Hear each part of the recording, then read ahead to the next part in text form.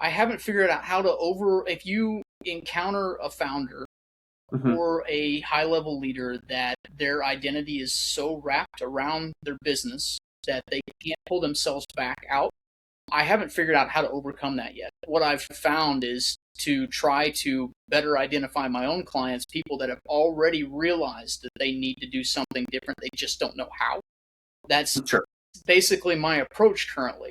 Yeah. Because what I found with ego and humility, a lot of times it just takes pain, and so Yeah. I learned to shake the dust from my feet and move on to somebody that's more willing to receive what I'm building. I actually have a pretty good story around this if you want to hear Yeah. it. Please. Yeah. Uh, Yeah. to kind of set the stage is probably the first 14 years of my career are increasing levels of success and understanding of sales process. So becoming a better and better salesperson to the climax of handling about a 15 or $12 million quota and doing 15 million on it year in year out at Dell.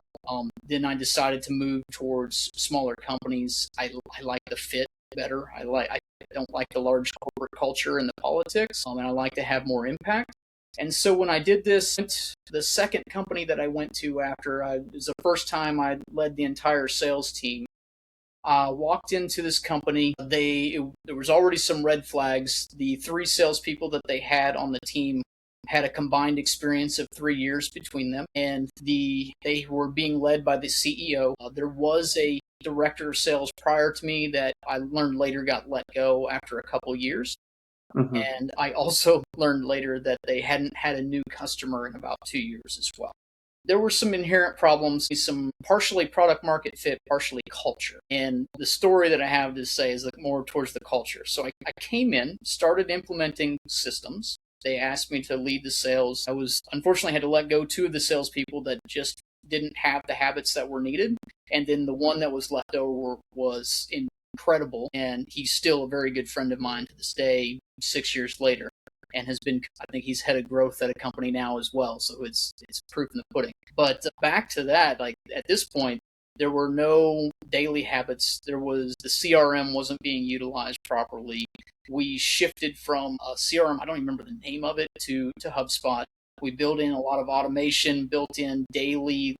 We had tons of leads, but we didn't have the habits of being able to repeatedly call and outbound and make sure that we're getting a hold of people and setting meetings, and then what to do with the meetings post that. Well, and then the other half of that is, as we talked about earlier, better insights can lead to better value that you're providing, which also can lead to increased pricing when you really know your value. One of the things that I did for this company at the very beginning is come in and realize how much value they were giving away.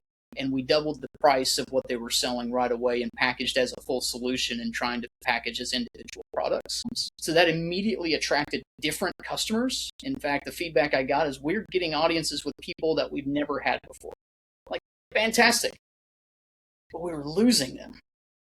Yeah. And this was in the first 3 months that I was there. So I revamped all of this, and then we're getting these audiences with these more enterprise level customers, going from 10,000 a month sales to $100,000 a month sales.